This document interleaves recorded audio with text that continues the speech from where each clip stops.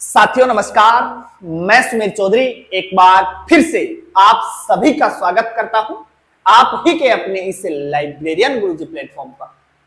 साथियों, कल हमने मैनेजमेंट वाली यूनिट स्टार्ट कर ली थी और मैनेजमेंट के विषय में आपकी कल जो क्लास हुई है उसका अंत हमने किया था हेनरी फेयोल के द्वारा दिए गए वैज्ञानिक प्रबंधन के 14 सिद्धांतों। हमने लास्ट में हेनरी फेयोल के द्वारा बताए गए वैज्ञानिक प्रबंधन के 14 सिद्धांतों के नाम देखे थे। साथियों, आज की क्लास को हम वहीं से प्रारंभ करेंगे। आज जो 14 सिद्धांत दिए गए थे फेयोल साहब के द्वारा, उनको हम डिटेल से पढ़ने वाले हैं, उनकी व्याख्या भी हम थोड़ी सी देखने वाले हैं, ताकि जब क्वेश्चन अपने सामने आए तो वो गलत नहीं हो पाए। कोशिश करूंगा कि इसके बाद मैं आपको यह दिखा सकूं कि जो 14 सिद्धांत है हेनरी फेयोल के वैज्ञानिक प्रबंधन के, वहां से ऐसे ऐसे क्वेश्चन बन करके आते हैं। वो सब के सब क्वेश्चन भी आपको मैं दिखा सकूं। कोशिश मेरी रहेगी कि एक जो क्लास है आपकी, वो वैज्ञानिक प्रबंधन के 14 सिद्धांतों से बनने वाले क्वेश्चंस की मैं करवा दूं। बस मुझे डर इसी चीज का लगता है कि यार अगर मैं क्वेश्चन भी यूट्यूब पे करवाने लग गया तो बहुत टाइम मुझे लग जाएगा, क्योंकि मेरे पास बहुत से क्वेश्चन बनाए हुए हैं और बहुत से क्वेश्चन मैं हर रोज बनाता हूं। तो अगर YouTube पर भी ये सारे क्वेश्चन मैं करवाने लग गया तो सिलेबस कैसे हो पाएगा इतनी जल्दी। खैर, सिलेबस करने की जल्दी आप लोगों को नहीं होनी चाहिए, क्योंकि अगर हम सिर्फ सिलेबस को ही ध्यान में रखेंगे तो कोई चीज पढ़कर भी जब वहां से एग्जाम में क्वेश्चन नहीं आएगा तो क्या औचित्य है ऐसा सिलेबस करने का। मैं तो रोज आपको यही बात कहता हूं कि जो पढ़ो वो पूरा पढ़ो, कम से कम वहां से क्वेश्चन आए वो तो सही हो अपना। मान लीजिए पढ़ भी लिया और वहां से क्वेश्चन भी आ गया फिर भी सही नहीं हो पाया है, तो क्या मतलब है फिर वो टाइम खराब करने का। भी कम समय दिया है वो भी तो खराब ही हो गया, फिर तो उसका तो कोई औचित्य ही नहीं बनता है। इसलिए कहता हूं कि पढ़ो, उसको पूरा पढ़िए, उसमें कोई कोर कसर आप मत छोड़िए, ताकि आप एकदम निश्चिंत हो जाए कि इस टॉपिक से अगर कोई क्वेश्चन आएगा तो मैं किसी भी सूरत में उसे गलत करके नहीं आने वाला हूं। इतना कॉन्फिडेंस अगर आपको हो गया तो कोई माइका लाल नहीं है जो आपका सिलेक्शन रोक ले। खैर, चलिए प्रारंभ करते हैं। जहां कल हमने क्लास छोड़ी थी वहीं से आज की क्लास को शुरू करते हैं।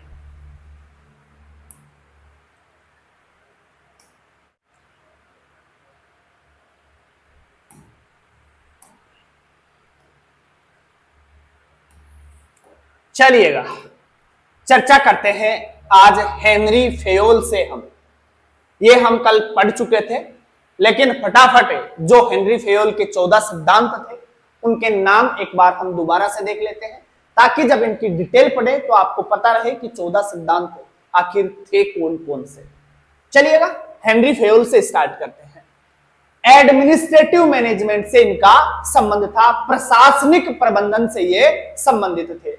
कहां से बिलोंग करते थे? बोले सर फ्रांस से बिलोंग करते थे। फ्रांस के एक उद्योगपति थे ये। इन्हें father of administrative management theory कहा जाता है। प्रशासनिक प्रबंधन सिद्धांतों का पिता इन्हें कहा जाता है। इन्होंने वैज्ञानिक प्रबंधन के लिए 14 सिद्धांत दिए हैं। ये 14 सिद्धांत आपके एग्जाम के पॉइंट ऑफ व्यू से बहुत ज्यादा महत्वपूर्ण है, इसीलिए मैं इनको डिटेल से पढ़ा रहा हूं। जहां मुझे आवश्यकता महसूस होगी कि इन चीजों को थोड़ा डिटेल से पढ़ाना चाहिए, क्योंकि वहां से थोड़ी से क्वेश्चन बना करके पूछता है, इसलिए मैं आपको थोड़ा सा इसका कंसेप्ट दिखा रहा हूं, थोड़ी सी थ्योरी बता रहा हूं।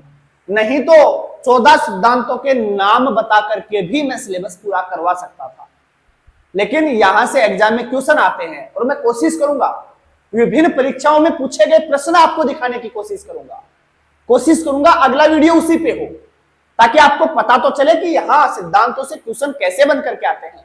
बहुत से क्वेश्चन करवाऊंगा मैं, 14 सिद्धांतों से बहुत क्वेश्चन बनते हैं। आप ये कंसेप्ट पढ़ लेंगे तो मैं इतनी उम्मीद आपसे रखता हूं कि सभी प्रश्नों के आप सही जवाब दे पाएंगे। देखिएगा, बात करते हैं 14 सिद्धांतों की। पहला सिद्धांत क्या था?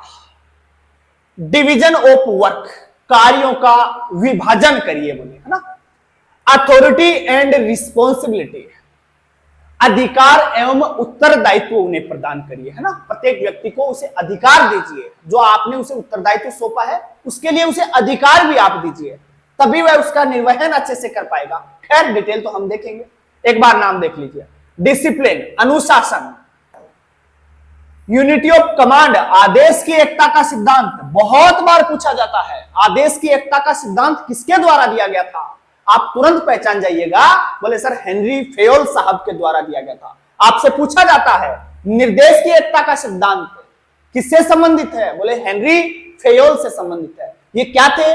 वैज्ञानिक प्रबंधन के सिद्धांत थे जो हेनरी फेयोल के द्वारा दिए गए थे। यूनिटी ऑफ डायरेक्शन अर्थात निर्देश की एकता, एक ही आपका डायरेक्टर होना चाहिए, एक ही आपका मार्गदर्शक होना चाहिए, उसी के निर्देशन में आपको कार्य करना है। यह बात कहता है आपके निर्देश की एकता का सिद्धांत, जो किसके द्वारा दिया गया था? आप कहेंगे हेनरी फेयोल के द्वारा दिया गया था। आदेश की एकता, एक ही आदमी से आदेश लेना है, अलग अलग व्यक्तियों से अगर आप आदेश लोगे तो फिर समस्या हो जाएगी। चलो जी खैर बढ़ते हैं अगले सिद्धांत की तरफ। उन्होंने सिद्धांत दिया subordination of individual interest to general interest, सामूहिक रुचि के अधीनस्थ व्यक्तिगत रुचि। सामूहिक रुचि के अधीनस्थ होनी चाहिए व्यक्तिगत रुचि, अर्थात सीधे शब्दों में ऐसे समझ लीजिए कि जो वहां कर्मचारी है, भले इस संस्था में कोई भी कर्मचारी कार्य कर रहा हो, यह सिद्धांत उनके लिए दिया गया था कि अपने हित के बजाय आपको संस्था का या संगठन का हित देखना है, संगठन के हित को प्राथमिकता देनी है बजाय अपने हित के। पहले प्राथमिकता संगठन के हित को देनी है, उसके बाद आपके हित को देनी है। संगठन के हित के अधीन होना चाहिए आपका हित, संगठन ही सर्वोपरि है आपके लिए। तो यह सिद्धांत कह रहा है सामूहिक रुचि के अधीनस्थ व्यक्तिगत रुचि का सिद्धांत कहता है। कौन देता है यह सिद्धांत? बार बार पूछा जाता है। आप कहेंगे सर हेनरी फेयोल साहब का सिद्धांत है ये। उसके बाद रेम्यूनरेशन या कई बार रिम्यूनरेशन भी लिखा हुआ आता है, जिसे आप पारिश्रमिक कहते हैं। कर्मचारी को उचित पारिश्रमिक दिया जाना चाहिए, है ना। पारिश्रमिक अच्छा होगा तो वो इंसान के लिए सबसे बड़ा मोटिवेशन ही पारिश्रमिक है, उसकी सैलरी है, सबसे बेटर मोटिवेशन वही होता है। उसके बाद देखिएगा नौवां सिद्धांत क्या दिया? स्केलर चेन, जिसे कई बार लाइन ऑफ कमांड के रूप में भी पूछता है। हिंदी में कहें तो आदेश पद की श्रृंखला।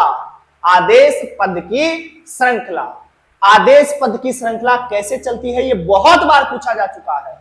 तो आप कहेंगे सर उच्च से निम्न की ओर, उच्च से निम्न जो आदेश आपको मिलेगा एक चैन बनेगी उसकी। सबसे बड़ा अधिकारी जो होगा वो अपने से नीचे वाले, अपने से अधीनस्थ को आदेश देगा। वो डायरेक्ट इसको आदेश नहीं दे सकता, वो अपने से जस्ट नीचे है उसे आदेश देगा, फिर ये अपने से नीचे वाले को देगा। ऐसे पूरी की पूरी एक चैन बन जाती है। इसी को कहते हैं आदेश पद की श्रृंखला। चलो जी खैर, ऑर्डर क्रम का सिद्धांत, ये अभी सारी चीजें समझ में आएंगी आपको, बहुत इजी है भैया। इक्विटी, समानता का सिद्धांत। स्टेबिलिटी ऑफ टेन्यूर, कार्यकाल की स्थिरता, वो भी आवश्यक है, अभी समझ में आएगा कैसे है आवश्यक। और उसके बाद इनिशिएटिव अर्थात पहल, अगर किसी कर्मचारी के मन में कोई विचार उठ रहा है, कुछ नया करने का दिमाग में फितूर सवार है, कोई नया आइडिया उसे आ रहा है, किसी कार्य को करने का नया विचार वो रखता है, तो उसे स्वतंत्रता देनी चाहिए उस कार्य को करने की।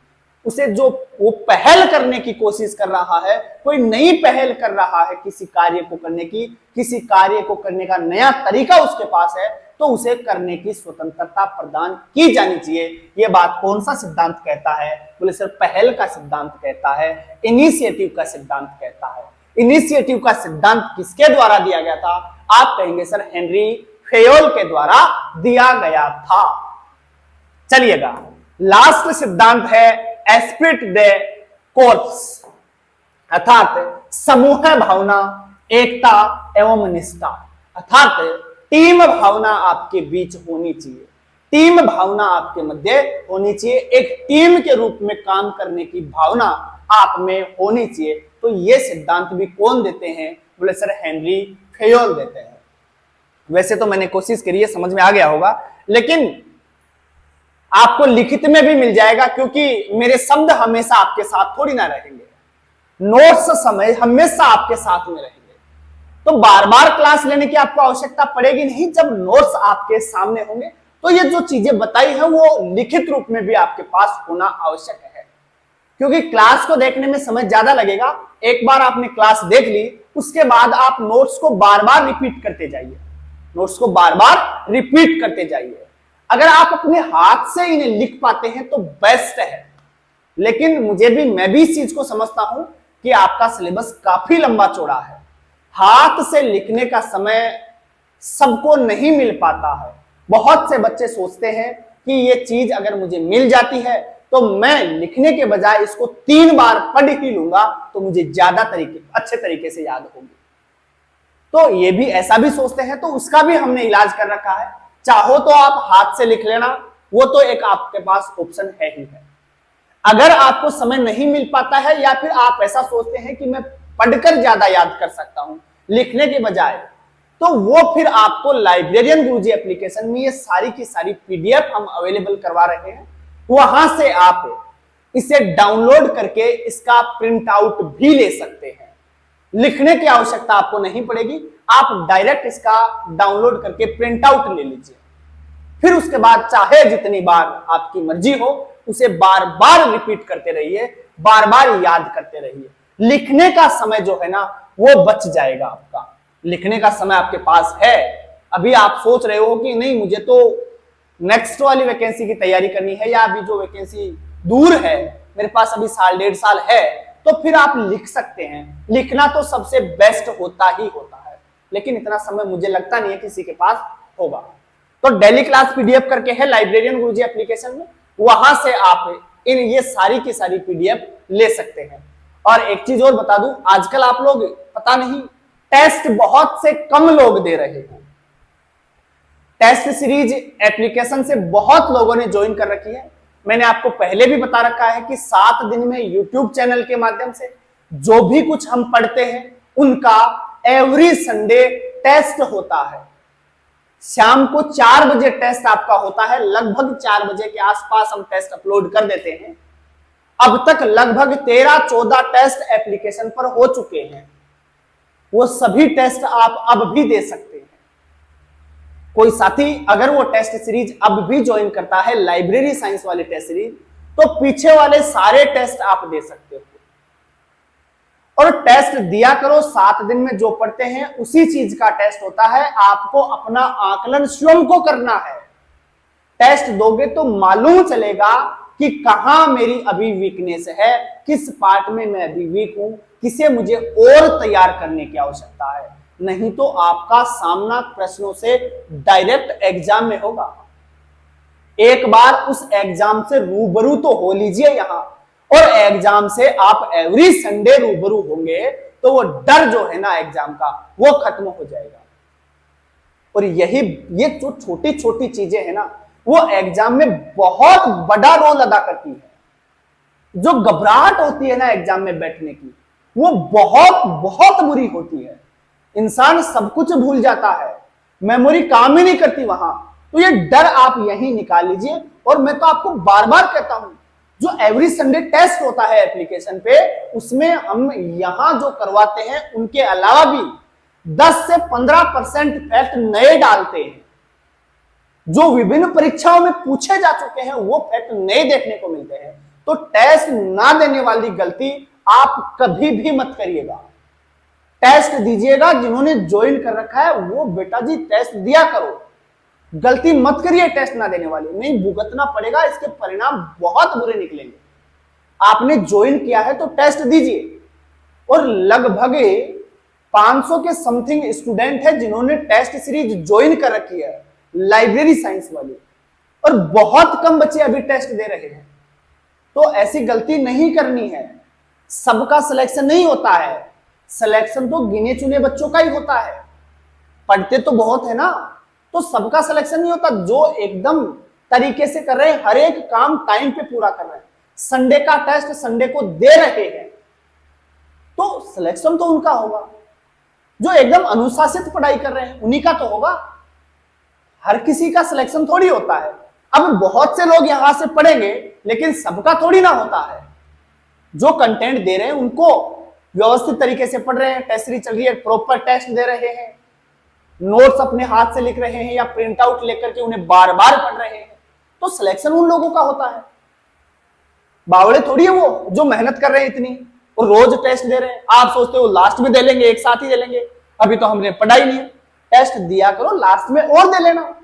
अनलिमिटेड अटेम्प्ट हमने आपके लिए कर रखे हैं उनके, तो ये गलतियां नहीं करनी है भाई। चलो जी खैर, प्रारंभ करते हैं डिवीजन ऑफ वर्क, अर्थात कार्यों का विभाजन। हेनरी फेयोल का पहला सिद्धांत है कार्यों का विभाजन। क्या कहते हैं इनमें? बोले कार्य विभाजन वह विशेषज्ञता कर्मचारी के कार्य निपुणता व क्षमता में वृद्धि लाता है, क्षमता में वृद्धि लाता है। कर्मचारी को अपनी रुचि के सीमित क्षेत्रों में उसकी कार्य क्षमता के आधार पर कार्य करने का अवसर प्राप्त होना चाहिए। जितनी उसकी क्षमता है उस क्षमता के हिसाब से ही उसे कार्य दिया जाना चाहिए, इससे वह अधिक कार्य कर सकेगा। अगर उसकी रुचि नहीं है उस कार्य में, वो सक्षम ही नहीं है उस कार्य में, आप वो कार्य दे देंगे तो क्या वो ज्यादा कार्य कर पाएगा? नहीं कर पाएगा। जिसकी रुचि है और वो सक्षम है उस कार्य में, वही कार्य कर्मचारी को दिया जाना चाहिए। ये बात कौन सा सिद्धांत कहता है? आप कहेंगे सर कार्य का विभाजन सिद्धांत कहता है। अलग अलग व्यक्तियों को अलग अलग कार्य प्रदान कर दिए जाने चाहिए। जो जिस कार्य में निपुण है, जो जिस कार्य में सक्षम है, जो जिस कार्य में रुचि रखता है, उसको उसी प्रकार का कार्य दिया जाना चाहिए। ये बात कौन सा सिद्धांत कहता है? आप कहेंगे सर डिवीजन ऑफ वर्क अर्थात कार्य विभाजन का सिद्धांत कहता है। अच्छे से समझ में आ गया होगा। इसके बाद हम बढ़ते हैं अगले सिद्धांत की तरफ। देखिएगा साथियों, दूसरा सिद्धांत है अथॉरिटी एंड रिस्पॉन्सिबिलिटी, अधिकार एवं उत्तरदायित्व। व्यक्ति को जो उत्तरदायित्व दिया जाता है, एक कर्मचारी को संगठन के भीतर कोई उत्तरदायित्व दिया जाता है, अगर आप उसे कोई जिम्मेदारी दे रहे हैं तो उस जिम्मेदारी को पूरा करने के लिए बोले उसे अधिकार भी दीजिए। अधिकार नहीं दोगे तो वह उस जिम्मेदारी को बेटर तरीके से नहीं निभा पाएगा। यह बात कौन सा सिद्धांत कहता है? बोले अधिकार एवं उत्तरदायित्व का सिद्धांत कहता है। बहुत सिंपल सिद्धांत है, एक बार भी आप ये पढ़ लोगे तो सारी चीजें याद हो जाएंगी। क्या कहता है समझिएगा लैंग्वेज में। जब किसी कर्मचारी को कोई उत्तरदायित्व दिया जाता है तो उसे उस कार्य को करने तथा उस उत्तरदायित्व को निभाने का पर्याप्त अधिकार भी प्रदान किया जाना चाहिए। बिना अधिकार के उत्तरदायित्व निभाना असंभव है, निभाया ही नहीं जा सकता। आपने उत्तरदायित्व दिया है तो उसको अधिकार भी प्रदान कीजिए। ये बात कौन कहते हैं? ये बात हेनरी फेयोल साहब कहते हैं। किस सिद्धांत के माध्यम से कहते हैं? बोले सर अधिकार एवं उत्तरदायित्व के सिद्धांत के आधार पे कह रहे हैं। चलो जी, अगला सिद्धांत, तीसरा सिद्धांत क्या है? तीसरा है डिसिप्लिन, अनुशासन। बिल्कुल, अब इसको तो पढ़ने की जरूरत ही नहीं होनी चाहिए। अनुशासन के बिना तो कोई कार्य संभव ही नहीं है। अनुशासित रहकर ही हम किसी मुकाम तक पहुंच सकते हैं। अपनी तैयारी के दौरान भी अगर हम अनुशासित नहीं हैं, 2 दिन पढ़ लेते हैं 15-15 घंटे, 18-18 घंटे निकाल लेते हैं, 2, 4, 5 दिन निकालते हैं, लेकिन फिर गायब हो जाते हैं, 10 दिन गए, तो मतलब नहीं है।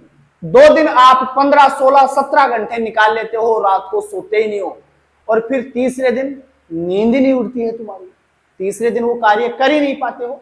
तो टाइम टेबल भी आप इस प्रकार से बनाइए कि आपसे रेगुलर फॉलो कर सके, और फिर अनुशासित रहकर उसे फॉलो करिए। देखिए सिलेक्शन कैसे नहीं होता है। गलती तो यही करते हैं ना, हम 5 दिन पढ़ते हैं, 6वें दिन कोई दोस्त आ जाता है तो पूरा दिन वो खराब करवा देता है। मैं कहता हूं गायब हो जाओ, एग्जाम तक गायब हो जाओ, उसके बाद देखना जिंदगी के नजारे ही अलग होंगे, जीवन का आनंद ही उस नेक्स्ट लेवल पे होगा। भूल जाइए एक बार सबको। चलिएगा, खैर बात करते हैं डिसिप्लिन की, अनुशासन की। अनुशासन किसी भी संगठन या संस्था में सभ्यता, संस्कृति अथवा व्यवस्थापन उत्पन्न करता है। किसी भी संगठन के अंदर अनुशासन सभ्यता उत्पन्न करता है, संस्कृति और व्यवस्थापन उत्पन्न करता है। व्यवस्थापन होगी ही नहीं भाई, अगर अनुशासन नहीं होगा तो व्यवस्था बैठेगी क्या? नहीं बैठेगी। एक छोटी सी स्कूल में नहीं बैठती। अगर प्रिंसिपल आपके डिसिप्लिन को ध्यान में ना रखे तो ये मास्टर जी जो है ना, एक दिन स्कूल में ढंग से ना पढ़ाए, तो ध्यान रखना पड़ता है। यह नियोजित कार्य या लक्ष्य प्राप्ति की दिशा में हो रहे सभी सामूहिक प्रयासों को एक रूप से एकबद्ध करता है या एक रूपता प्रदान करता है। एकबद्ध करता है या एक रूप प्रदान करता है। चलिएगा,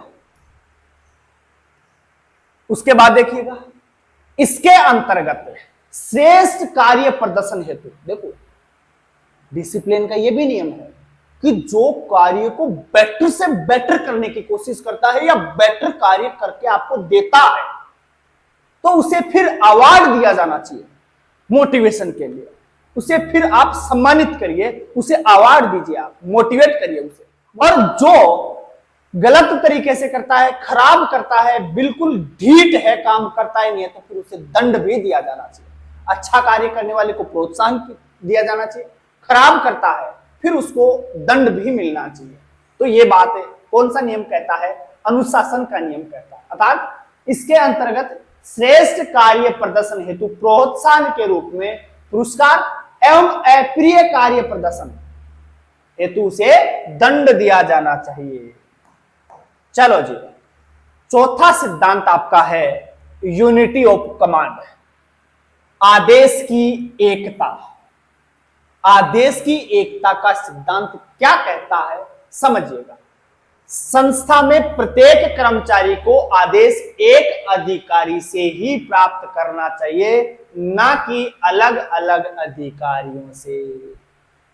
आपको आदेश आपसे ऊपर वाले अधिकारी से लेना है, वो जो कहेगा उसी तरीके से फिर आपको कार्य करना है। अगर आप विभिन्न अधिकारियों से आदेश लेने लग जाएंगे तो सब आपको अपने अपने तरीके से कार्य करने के लिए कहेंगे और फिर आप उस कार्य को सही प्रकार से नहीं कर पाते। एक ही व्यक्ति से आदेश लेना है ताकि सही दिशा में कार्य हो सके। ये बात कौन सा सिद्धांत कहता है? बोले सर, आदेश की एकता का सिद्धांत कहता है। चलिएगा, उसके बाद देखते हैं यूनिटी ऑफ डायरेक्शन, अर्थात निर्देश की एकता। निर्देश, डायरेक्शन एक ही आदमी का लेना है, एक ही व्यक्ति के निर्देशन में कार्य करना है, नहीं तो आपका डायरेक्शन परिवर्तित हो जाएगा।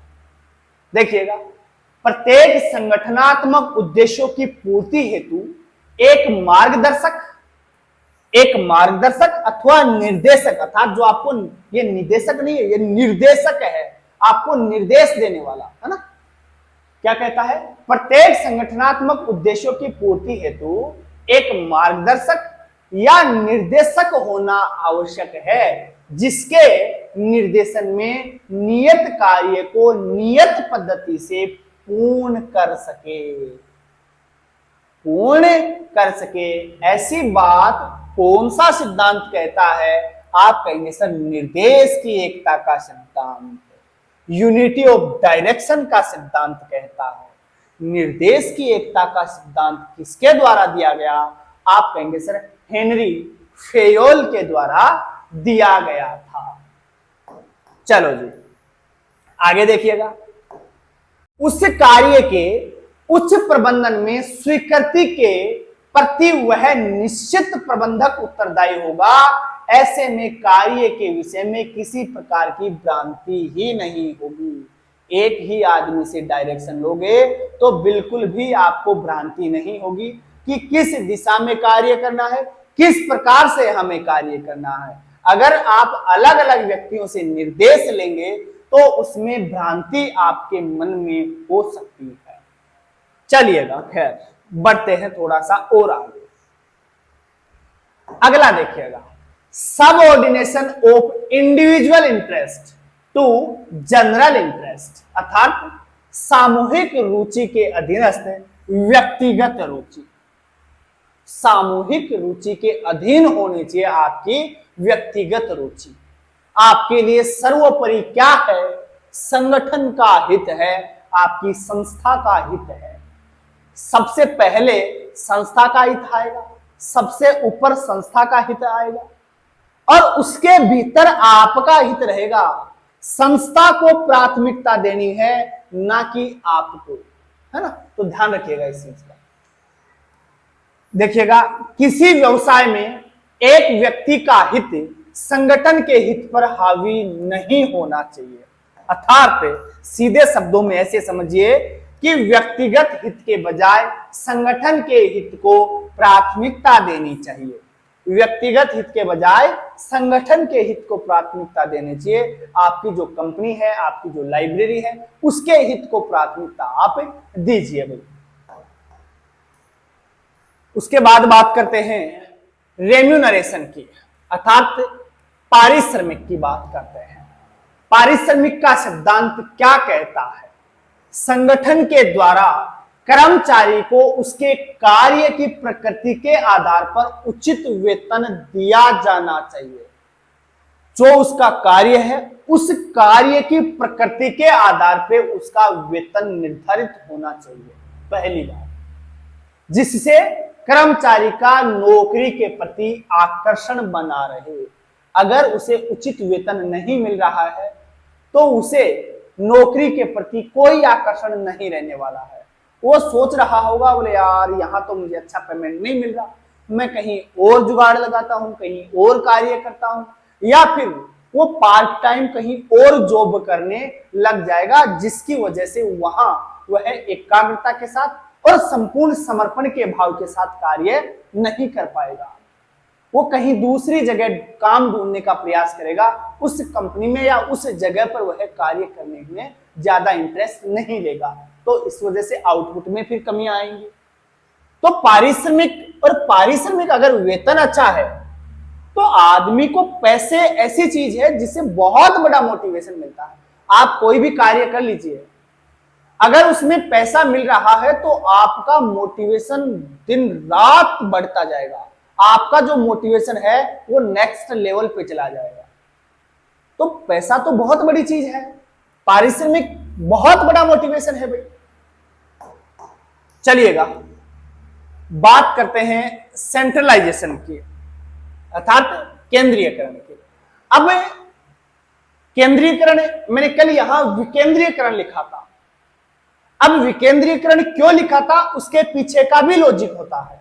अब कोई ना कोई चीज मैं सोच समझ कर डालता हूं, लेकिन अब इतना तो बावड़ा मैं भी नहीं हूं कि सेंट्रलाइजेशन का मुझे मालूम नहीं हो कि केंद्रीकरण होगा कि डिसेंट्रलाइजेशन का विकेंद्रीकरण होगा। इतना तो बावड़ा मैं भी नहीं हूं। अब मैंने यहां डाला है तो उसके पीछे का कोई लॉजिक होता है, वो लॉजिक आपको अब अच्छे से समझ में आ जाएगा। मैंने यहां विकेंद्रीकरण लिखा था, इसलिए लिखा था कि ये दोनों चीज आपकी एक साथ क्लियर हो जाए। अब समझिएगा, क्योंकि केंद्रीकरण और विकेंद्रीकरण दोनों यहां काम करते हैं। कैसे करते हैं अब समझिएगा। आप कंफ्यूज होते हो, इसलिए मैंने इसे वापस केंद्रीयकरण कर दिया है। आप यहां नोट कर लेना, ये रहा विकेंद्रीकरण, इसको अंडरलाइन कर लेना आप। मैंने यहां डालने की कोशिश करी थी ताकि मैं जुगाड़ बना करके आपको ये समझा सकूं। खैर कोई ना। श्रेष्ठ नियंत्रण हेतु यथासंभव संगठनात्मक नियम व प्रक्रियाओं का निर्धारण केंद्रीयकृत होना चाहिए। श्रेष्ठ नियंत्रण के लिए यथासंभव, जितना संभव हो सके उतना संगठनात्मक जो नियम है, उनकी जो प्रक्रियाओं का निर्धारण है, वो केंद्रीयकृत होना चाहिए, सेंट्रलाइज्ड होना चाहिए। एक कुछ विशेष लोग होते हैं एक संगठन में, उनके द्वारा ही वो नियम वगैरह निर्मित किए जाने चाहिए। लेकिन सुनिएगा, लेकिन ये रही बड़ी बात, इसलिए मैंने डाला था यहां केंद्रीकरण। लेकिन बड़े संगठनों में बेहतर क्षमता व प्रभावशीलता बनाए रखने के लिए कुछ हद तक अधिकारों का विकेंद्रीकरण भी आवश्यक है। जो बड़ी संस्थाएं हैं वहां पर एक व्यक्ति से यह सारा कार्य संभव नहीं है।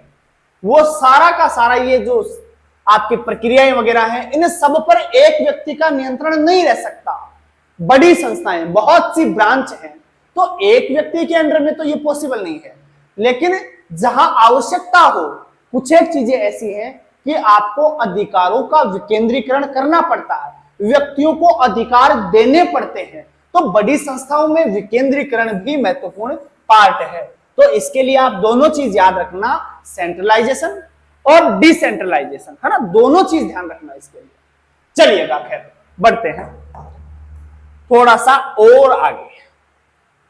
अब देखिएगा स्केलर चेन, अर्थात जिसे हम लाइन ऑफ कमांड के रूप में भी जानते हैं, आदेश पद श्रृंखला भी इसे कहते हैं। आदेश पद की श्रृंखला या आदेश पद श्रृंखला। चलो जी, क्या कहता है ये सिद्धांत? सामान्य शब्दों में तो मैंने आपको समझा दिया। जो आदेश है वो उच्च स्तर से निम्न स्तर की ओर आने चाहिए, ऐसे आने चाहिए, ऐसे। यहां से आदेश स्टार्ट होगा, जो सबसे बड़ा अधिकारी है वो आदेश जारी करेगा।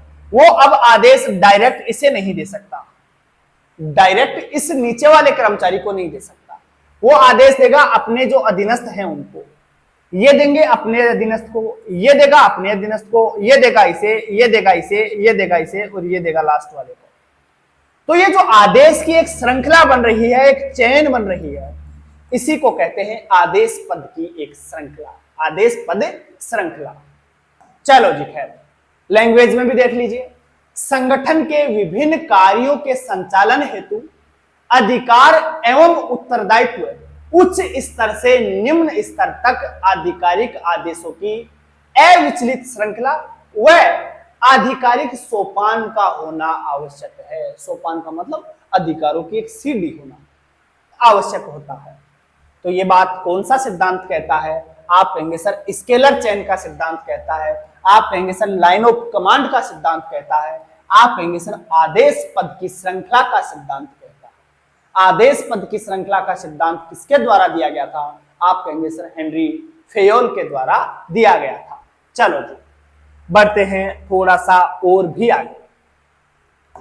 सिद्धांत आता है 10 नंबर का, ऑर्डर का सिद्धांत, अर्थात क्रम का सिद्धांत, जिसे व्यवस्था और तंत्र भी आप कह सकते हैं। ऑर्डर का सिद्धांत यहां आप याद रख लीजिए, अर्थात क्रम का सिद्धांत। प्रत्येक व्यक्ति के लिए एक स्थान और प्रत्येक चीज का अपना स्थान होना चाहिए। प्रत्येक व्यक्ति के लिए एक स्थान और प्रत्येक चीज का अपना स्थान होना चाहिए। ऐसे नहीं हर कहीं कोई चीज, तो अपना स्थान होना चाहिए। व्यक्ति के लिए भी अपना एक स्थान होना चाहिए, अर्थात ऐसे समझिए, सही काम के लिए सही व्यक्ति और सब कुछ यथा स्थान होना चाहिए। ऐसी बात कौन सा सिद्धांत कहता है? बोले सर ऑर्डर का सिद्धांत कहता है, क्रम का सिद्धांत कहता है। सही काम के लिए सही व्यक्ति का चुनाव करिए और सब कुछ यथा स्थान होना चाहिए, ये बात कहता है ऑर्डर का सिद्धांत, क्रम का सिद्धांत कहता है। उसके बाद देखिए समानता, इक्विटी का सिद्धांत किसके द्वारा दिया गया? बोले सर हेनरी फेयोल के द्वारा दिया गया। समानता का सिद्धांत क्या कहता है? बिल्कुल नाम से ही सिद्ध हो रहा है, किसी भी संगठन में समानता होनी ही चाहिए। जो अधिकारी है वो सबके साथ समान व्यवहार करे। अगर कोई नियम है तो वो सब पर लागू करे, नियम है तो सबके लिए हो। ऐसा नहीं है किसी एक व्यक्ति के ऊपर तो हम नियम थोप रहे और एक व्यक्ति को हम उसे आजाद कर रहे हैं। अगर हमारी उदारता किसी एक व्यक्ति के लिए है तो वह दूसरे व्यक्ति के लिए भी होनी चाहिए। ऐसा नहीं है कि एक व्यक्ति को तो कह दे बोले तू तो इतना ही काम कर ले, और उसी के समकक्ष कोई दूसरा आदमी है उसे कहे बोले तू रात को 12 बजे तक काम कर। तो ऐसा भी नहीं होना चाहिए, क्योंकि ऐसा होगा तो उस कर्मचारी में संस्था के प्रति निष्ठा और भक्ति का जो भाव है वो कभी भी जागृत नहीं होगा। समानता होगी तो संस्था के प्रति निष्ठा का भाव भी आएगा और भक्ति का भाव भी जागृत होगा उस व्यक्ति का, और वो ज्यादा जी जान से मेहनत करके उसे आउटपुट देगा। चलिएगा, कर्मचारी के प्रति औचित्य, न्याय उदारता के विषय में प्रबंधन की दृष्टि से समानता उनमें संगठन के प्रति निष्ठा और भक्ति का भाव जागृत करती है। निष्ठा का भाव जागृत करेगी और संगठन के प्रति भक्ति का भाव भी जागृत होगा कर्मचारी का, अगर आप लोग उनके साथ समानता का व्यवहार करते हैं तो। इक्विटी। चलो जी खैर, बढ़ते हैं 12वें सिद्धांत की तरफ। Stability of tenure. कार्यकाल की स्थिरता होनी चाहिए। कर्मचारी को भी लगना चाहिए कि हाँ, यहां मेरी लाइफ सेट है, ये कार्यकाल फिक्स होना चाहिए, उससे कंपनी को भी फायदा होगा। कार्यकाल निर्धारित होगा तो वो लंबे समय तक वहां कार्य करेगा। और कोई भी व्यक्ति लंबे समय तक अगर एक ही जगह कार्य करता है और एक ही कार्य को करता है तो आप ये तय मान के चलिए कि वो उस कार्य में तो बहुत ज्यादा निपुण हो जाएगा। जितना समय उसे प्रारंभ में लगता था उसका आधा समय भी उसे अब नहीं लगता होगा, और वो लंबे समय तक अगर काम करेगा और इतना निपुण हो गया और वो लगातार फिर काम कर रहा है अपनी संगठन के लिए, अपनी संस्था के लिए, तो आउटपुट तो ज्यादा निकलेगा। पैसे तो उतने ही खर्च हो रहे हैं लेकिन आउटपुट ज्यादा मिल रहा है। अब वो मान लीजिए कंपनी छोड़ के चला जाता है, निपुण तो हो गया लेकिन छोड़ के चला गया, उसकी जगह नया कर्मचारी आता है तो फिर से वो भी सीखने में समय खाएगा। जिसको सीखने में निपुणता मिल गई है, जो उस कार्य में निपुण हो गया है, वो तो चला गया, वो तो उसका आउटपुट कहीं और जाके देगा ना। अपने पास तो नया आ गया तो पैसे भी ज्यादा लग रहे हैं अपने, और काम भी उसमें कम हो रहा है, आउटपुट अपने को उतना बढ़िया नहीं मिल पा रहा। तो इस चीज का बहुत फर्क पड़ता है। कार्यकाल की स्थिरता होनी चाहिए। कर्मचारी के कार्यकाल की स्थिरता होगी तो कर्मचारी भी एकदम फ्रेंड बिल्कुल निष्फिक्र होकर कार्य करेगा कि हाँ, इतने साल मेरी लाइफ सेट है, इतनी उम्र तो मुझे यहाँ कार्य करना है, इतने दिन तो मुझे यहाँ कार्य करना है, उसके बाद देखेंगे। 60 साल तक है मान लीजिए, तो उसे अपने फ्यूचर की चिंता नहीं है, वो पूरा टाइम वहां दे पाएगा, अच्छे से वहां मेहनत कर पाएगा। नहीं तो भागदौड़ भरी जिंदगी, वो सोचेगा बोले यार इसके बाद मैं क्या करूंगा, तो कहीं और जुगाड़ लगाने की वो कोशिश करेगा। तो ये बहुत काम करता है भाई प्रबंधन में।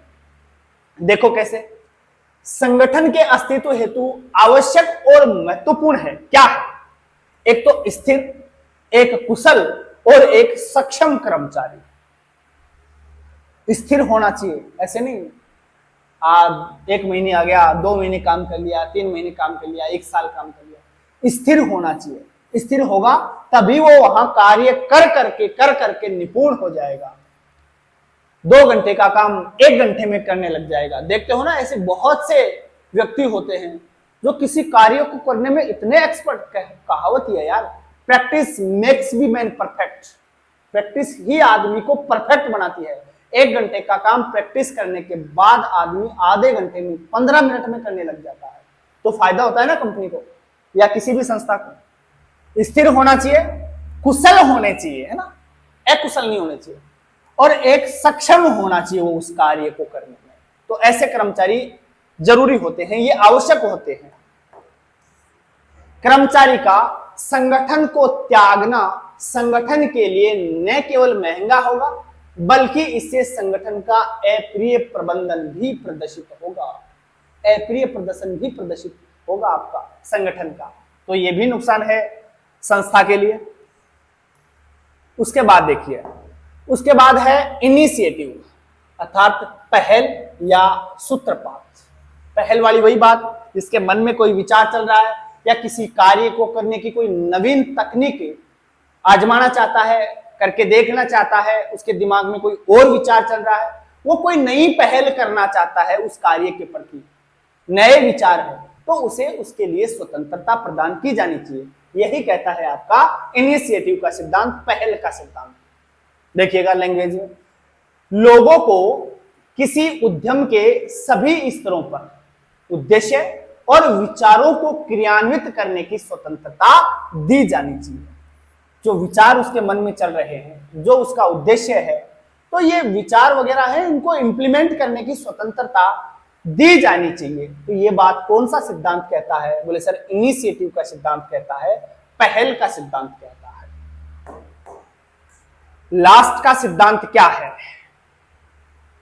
एस्पिरिट डी कोर्स, अर्थात टीम भावना एकता अथवा निष्ठा, समूह की भावना, यह सब इसका मीन से होता है। तो समूह की भावना तो होनी चाहिए, इसमें तो कोई नई बात है ही। संगठनात्मक लक्ष्य प्राप्ति की दिशा में कार्य करते समय कर्मचारियों एवं प्रबंधकों के मन एकता व सामूहिक प्रयास के भाव का होना चाहिए। कर्मचारियों का और प्रबंधकों का मन हमेशा कैसा होना चाहिए? एकता का भाव होना चाहिए उनके मन में, संगठन का भाव होना चाहिए, समूह का, एक टीम भावना उन्हें प्रदर्शित करनी चाहिए। तो संस्था को उसका लाभ ज्यादा मिलता है, आउटपुट कुछ अच्छा निकल करके आता है। नहीं तो अगर कोई एक दूसरे की टांग खींचेगा तो कोई भी अच्छे से कार्य नहीं कर पाएगा। एक टीम स्पिरिट होनी चाहिए। चलिएगा, 14 सिद्धांतों की बात की। अब देखिएगा कौन सी थ्योरी हम पढ़ रहे थे भाई? क्लासिकल थ्योरी हम पढ़ रहे थे, शास्त्रीय सिद्धांत हम पढ़ रहे थे। तो हेनरी फेयोल का संबंध किससे है? शास्त्रीय सिद्धांतों से है। अब और कौन कौन से व्यक्तियों ने योगदान दिया शास्त्रीय सिद्धांत वाली इस थ्योरी के तहत?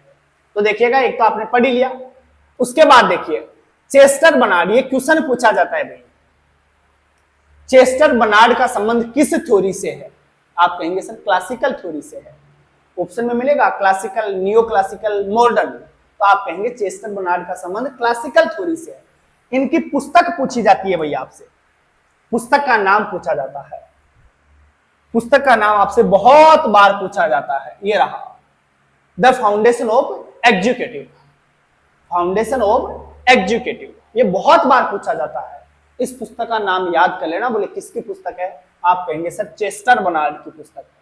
The foundation of the executive किसकी पुस्तक है? आप कहेंगे सर चेस्टर बर्नार्ड की पुस्तक है। देखिएगा, इनके कार्य जो हैं संगठन के लक्ष्यों की दिशा में सहकारी प्रयास को बढ़ावा देते हैं। किसको बढ़ावा देते हैं? सहकारी प्रयास को बढ़ावा देते हैं। ये कोई ज्यादा इंपॉर्टेंट बात नहीं है, यहां आपको इनकी पुस्तक का नाम याद रखना है। यह कई बार पूछ ली जाती है। The foundation of the executive किसकी पुस्तक है? आप कहेंगे सर चेस्टर बर्नार्ड की पुस्तक है। यह पुस्तक आपको यहां से याद करनी है। उसके बाद आपसे क्वेश्चन पूछा जाएगा, कोलोनेल उर्विक जो है, कोलोनेल एल उर्विक जो है, उनका संबंध किस थ्योरी से है? क्लासिकल से है, नियो क्लासिकल से है या मॉडर्न से है? तो उर्विक का संबंध, गुलिक और उर्विक हम आगे पढ़ेंगे, इनको डिटेल से भी पढ़ेंगे, गुलिक और उर्विक दोनों को पढ़ेंगे। लेकिन यहां आपको यह पूछ रहा है कि जो आपके उर्विक साहब थे उनका संबंध किस थ्योरी से है? आप कहेंगे सर क्लासिकल थ्योरी से है, शास्त्रीय सिद्धांत से है। अब सुनिएगा, इनकी पुस्तक भी बार बार पूछी जाती है, the elements of administrative, elements of administrative किसकी पुस्तक है? इनके ऑथर कौन है? आप कहेंगे सर एल उर्विक इसके ऑथर हैं। एलिमेंट्स ऑफ द एडमिनिस्ट्रेटिव के लेखक कौन हैं? बोले सर कोलोनेल एल उर्विक हैं। तो सीधा उर्विक याद कर लेना। गुलिक और उर्विक को हम बहुत डिटेल से पढ़ेंगे, ये मैनेजमेंट में बहुत बड़ा रोल अदा करते हैं। आगे पढ़ेंगे, है ना, प्रबंधन के बहुत से सिद्धांत हम पढ़ने वाले हैं। चलो जी, इनके संबंध में एक चीज और पूछी जाती है, क्या? इन्होंने प्रारंभिक मैनेजमेंट थ्योरी व टेलर, फेयोल, मुनी, रेले, कौन कौन थे भाई? एक तो प्रारंभिक मैनेजमेंट की थ्योरी उठा ली इसने, उसके बाद टेलर, फेयोल, मुनी और रेले, इनकी अवधारणाओं और सिद्धांतों को इकट्ठा करने की कोशिश की है। तो इनके नाम भी कई बार पूछ लिए जाते हैं, टेलर, फेयोल, मुनी, रेले। तो ये नाम भी आप याद कर लेना भाई। इनके सिद्धांतों को इकट्ठा करने की कोशिश करी है किसने?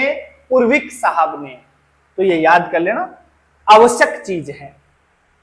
अब हम बात करते हैं ब्यूरोक्रेटिक मैनेजमेंट की, नौकरशाही प्रबंधन किसके द्वारा दिया गया था? ये बहुत बार पूछा जाता है। आपसे पूछा जाएगा नौकरशाही का सिद्धांत किसके द्वारा दिया गया था, या नौकरशाही के सिद्धांत किसके द्वारा दिए गए थे? तो नौकरशाही के लिए आप याद कर लेना max weber, labour weber, labour weber, ऐसे याद कर लेना, लेबर वेबर, है ना। ठीक है जी। अब समझिएगा, ब्यूरोक्रेटिक मैनेजमेंट थ्योरी, नौकरशाही प्रबंधन सिद्धांत किसके द्वारा? बोले सर मैक्स वेबर के द्वारा। बहुत इंपॉर्टेंट है, स्टार लगा लेना भाई। चलो जी, अब समझिएगा, नौकरशाही से तात्पर्य शक्ति या अधिकार के माध्यम से, शक्ति या अधिकार के माध्यम से ना कर्मचारियों व उनकी गतिविधियों पर नियंत्रण रखने से है। नौकरशाही क्या है? देखिएगा, नौकरशाही क्या है? अधिकार और शक्ति के माध्यम से जो कर्मचारी काम करते हैं उन कर्मचारियों पर और उनके जो कार्य हैं उनका नियंत्रण करना ही क्या कहलाता है? आपका नौकरशाही का सिद्धांत कहलाता है। उन पर नियंत्रण करने के लिए मैक्स वेबर ने कुछ सिद्धांत दिए थे। नौकरशाही के कुछ सिद्धांत है, वो सिद्धांत भी हमें पढ़ने हैं। पूछा जाता है कि नौकरशाही का सिद्धांत निम्न में से नहीं है, सिर्फ उनके नाम याद कर लो, डिटेल में जाने की कोई आवश्यकता नहीं है, केवल नाम याद करने हैं उन सिद्धांतों के। चलो जी, नौकरशाही के सिद्धांत देख लेते हैं फटाफट, ज्यादा है नहीं वैसे। नौकरशाही थ्योरी के सिद्धांत कौन कौन से हैं देखिएगा।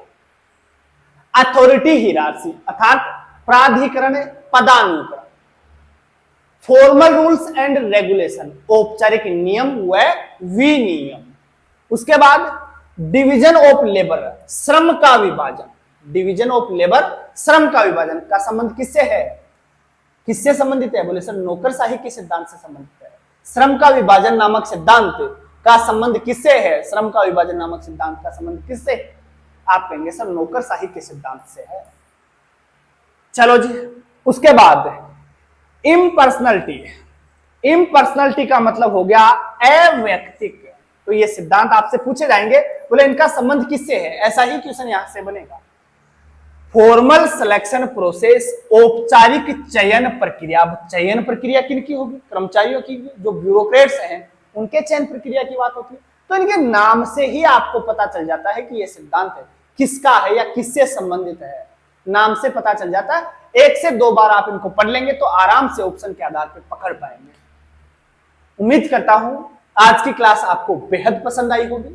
अगर क्लास अच्छी लगी है तो प्लीज क्लास को लाइक कर दीजिएगा और चैनल को सभी लोग जरूर से सब्सक्राइब कर दीजिएगा।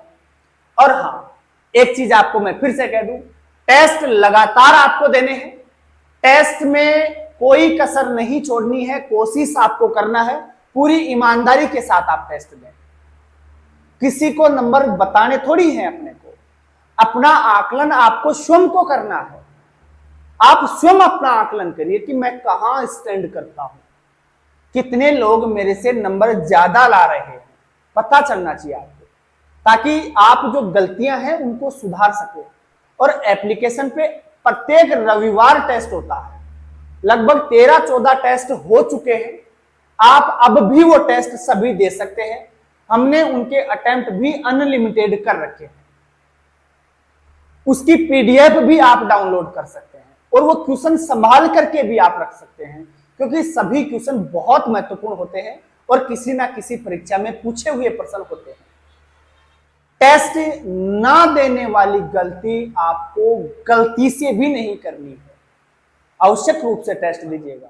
हाँ, अगर पीडीएफ की आपको आवश्यकता नहीं है तो आप अपने हाथ से लिख लीजिए, उसका कोई इशू नहीं है कि आप पीडीएफ परचेज करें या फिर वहां से आप उसे डाउनलोड करके प्रिंट आउट लें। हाँ, समय कम है तो आप उसे डाउनलोड कर सकते हैं, प्रिंट आउट ले सकते हैं और फिर उसे रिवाइज कर सकते हैं, लेकिन टेस्ट ना देने की गलती आप कभी मत करिएगा। बाकी जो लोग टेस्ट दे रहे हैं वो स्वयं भी महसूस कर पा रहे होंगे कि बाकी लोगों से आप कितने आगे हैं। बाकी स्वयं आप समझदार हैं और समझदार को इशारा काफी होता है। बार बार मैं ये चीज नहीं कहूंगा, जिनको जॉब लगना है, जिनका सपना लाइब्रेरियन बनना है, वो लोग एक बार कहने के बाद प्रॉपर काम कर रहे हैं। बाकी जिनको ऐसे ही बछीड़ खाते रहना है, बार बार वैकेंसी आती रहेंगी, बार बार आप एग्जाम देते रहोगे, नहीं तो ऐसे ही चलता रहेगा और एक ना एक दिन घर वाले भी आपके जवाब दे देंगे, बोले बेटा कमा और खा, अब हम अफोर्ड नहीं कर सकते। तो ऐसा दिन भी दूर नहीं है। अगर ये वैकेंसी आपकी निकल गई तो मेहनत करिए, ईमानदारी से मेहनत करिए। 3rd ग्रेड वाले जो बच्चे हैं वो यहां से कर पाते हैं तो बहुत खुशी की बात है। सेल्फ स्टडी कर पाते हैं तो वो उससे भी बड़ी खुशी की बात है। लेकिन हमारे मार्गदर्शन के अनुसार आप करना चाहते हो तो या तो आपको YouTube चैनल से लगातार क्लासें लेनी होंगी या फिर प्रॉपर थर्ड ग्रेड की ही तैयारी करनी है, उसमें सिलेक्शन लेना ही है। तो हमने एप्लीकेशन पे, लाइब्रेरियन गुरुजी एप्लीकेशन पे 1 अगस्त से special Rajasthan librarian third grade का बैच स्टार्ट कर दिया है और वो बैच हमारे हिसाब से चलेगा। मैं अपने तरीके से चलाऊंगा, उसमें किसी की कोई मर्जी नहीं चलेगी। मैं चाहता हूं कि संपूर्ण राजस्थान में फर्स्ट रैंक उस बैच से निकले, ये मेरा टारगेट है। देखता हूं और गॉड पे मुझे वैसे पूरा भरोसा है कि मैं जो उनसे मांगता हूं वो मुझे भले ही थोड़ा सा समय ले ले लेकिन मुझे देता जरूर है, इतना मैंने नोटिस किया है। और इस बार मैंने मांगी है उनसे पहली रैंक मांगी है और उसके लिए मैं पूरी मेहनत कर रहा हूं, लगातार मेहनत कर रहा हूं और एग्जाम तक कंटिन्यू उनके साथ में लगातार मेहनत करता रहूंगा। क्वेश्चंस की भी मैं सीरीज चलाऊंगा और बहुत से क्वेश्चन भी मैं आपको वहां करवाने वाला हूं। यहां पर भी मैं पूरी मेहनत कर रहा हूं, ऐसा नहीं है, लेकिन ये थर्ड ग्रेड के लिए नहीं है, ये आपकी राजस्थान सेकंड ग्रेड के लिए है, एनवीएस के लिए है, केवीएस के लिए है, ईएमआरएस के लिए है और जो आपके बिहार में लाइब्रेरियन आ रही है, सीजी में है, हरियाणा वाले बच्चे हैं, DSSS भी वाले हैं। यहां पर तो मैं संपूर्ण लाइब्रेरी साइंस को लेकर चल रहा हूं, लेकिन वहां टू द पॉइंट चलेंगे क्योंकि एग्जाम में जो सवाल आते हैं वो ज्यादातर सिलेबस से ही पूछे जाते हैं। कोई सिलेबस में ही गड़बड़ हो, जैसे पिछली बार थर्ड ग्रेड वाले सिलेबस में थी, तो वैसा कुछ होता है तो वो बात अलग है। लेकिन फिर भी अगर किसी ने सिलेबस के हिसाब से भी अगर ईमानदारी से तैयारी करी है तो 80% सवाल तो सिलेबस से ही आते हैं ना, और 80% ले आओगे तो कौन रोकने वाला है यार। जो बाहर से 20% आता है उनमें 10% तो आप स्वयं से कर सकते हो, बिना पढ़े भी हो जाते हैं, ऐसे सवाल भी होते हैं। तो 80 ये हो गए, 10 यहां से निकाल लोगे, 5 भी निकाल लोगे या 5 से 10 के बीच निकाल लेते हो तो लगभग 85 से 90 सवाल आपके सही होते हैं। कौन रोकने वाला है यार, 80 से 85 सवाल भी आपके हो जाते हैं। तो ये तो एक बहानेबाजी है कि आउट ऑफ सिलेबस आ गया था इसलिए सर हम रह गए थे। बाकी मैंने ऐसे विद्यार्थी भी देखे हैं, मेरे खास मित्र थे कुछ ऐसे जिन्होंने पहली बार तैयारी करी थी और सिलेबस के अलावा एक पॉइंट भी नहीं पढ़ा था, वो भी अच्छी रैंक के साथ सिलेक्ट हुए हैं यार। तो ऐसा तो कह नहीं सकते, कट ऑफ तो ज्यादा जाती ही नहीं है ना। तो ये तो बहाने हैं, बहाने इंसान अपने आप को संतुष्टि देने के लिए बनाता है। सिर्फ खुद संतुष्ट हो जाए, एक अपने मन को संतुष्टि देने के लिए आप बहाने बनाते हैं, तो ऐसी गलती नहीं करनी है। मतलब सिलेक्शन से है, सिलेक्शन नहीं होगा तब तक कितने ही बहाने बना लो आप, कोई नहीं सुनेगा आपको। जिस दिन सिलेक्शन हो जाएगा, आप गलत भी कर रहे हो ना तो भी आपको सही माना जाएगा। आपने जितने कांड कर रखे हैं ना जीवन में, वो सारे धुल जाएंगे आपके, कोई नहीं कहेगा। और फिर वही लोग आपसे पूछेंगे, बोले यार बता ना मेरा बेटा ने क्या की तैयारी कराऊं, क्या कोर्स कराऊं रहे, कौन क्या ना कोचिंग कराऊं रहे। तो ये ज्ञान लेने वाले वही लोग आएंगे आपके पास। लेकिन ये समय है, निकल जाएगा ऐसे ही। ये वैकेंसी अभी आ रखी है, ये ऐसे ही निकल जाएगी अगर आप लोग अब भी नहीं जागे तो। थर्ड ग्रेड है, स्पेशल बैच शुरू कर दिया है। सेकंड ग्रेड वाले, एनवीएस वाले, जो भी बच्चे और हैं वो यहां से प्रॉपर तैयारी कर सकते हैं। बहुत बहुत आप लोगों का धन्यवाद। जय हिंद, जय भारत।